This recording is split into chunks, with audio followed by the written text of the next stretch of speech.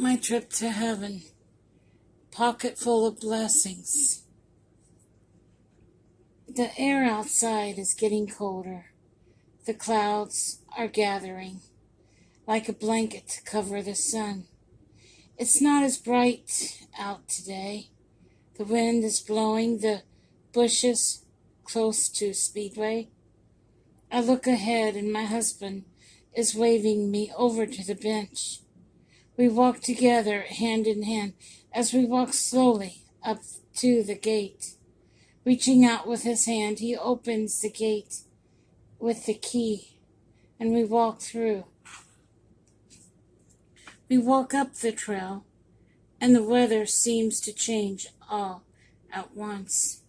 The clouds disappear, and the sun is suddenly pulled up into the sky.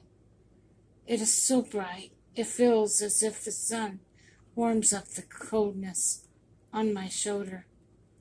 Ever so tenderly, my husband reaches over, places his arm around me, and we walk. I miss you a lot, dear, he says. So do I reply. Soon, sweetheart, soon. I promise you, he says, looking straight ahead.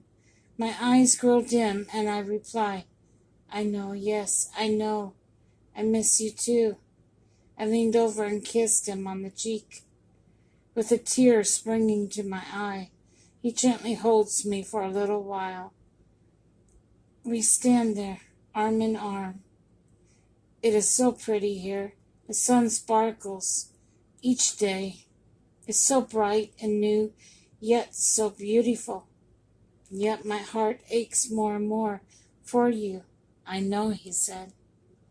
We started walking some more, and soon reached the blue marble steps.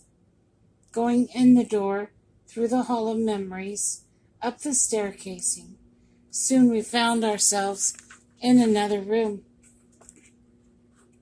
Not just any room, it was our room, the soul of the house, the center of it, hundreds and hundreds of books, one big one open in the middle of it. The Bible. It had scripture after scripture, word for word. John 3:16. For God so loved the world, he gave his only begotten Son, that whosoever believeth in him should not perish, but have everlasting life. My husband sat in one chair. I sat in another. The Bible was the biggest book I had seen in the room. In it contained a pocket of blessings. The little slip inside talked about everything my husband was thankful for, and I was on that list. He placed the list in my hand so I could read it carefully. When I saw my name there with many others, I placed my arms around my husband and told him thank you. He looked at me in the eyes and told me I was the best thing that ever came into his life besides his children. I told him thank you. I'd wished so much I could spend 24 hours next to him in heaven, but I knew others were counting on me to be there for them. The walls had paintings of Moses, Noah, and other prophets on them. Also a painting of my husband and myself. It was beautiful.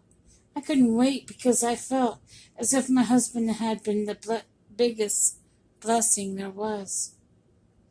We sat down and we took it all in, just looking around at the room.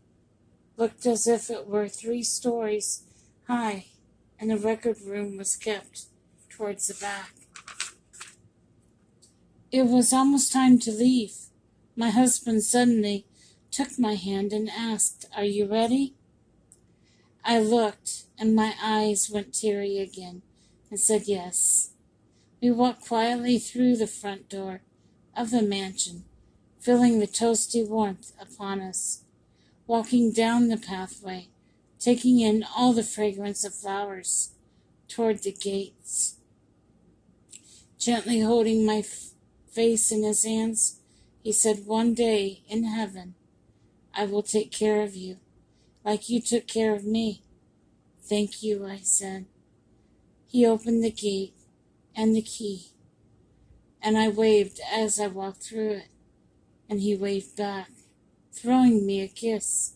I gently caught it with my hand and placed it in my pocket, and found myself back in my chair at my desk at home, after a relaxing trip to heaven.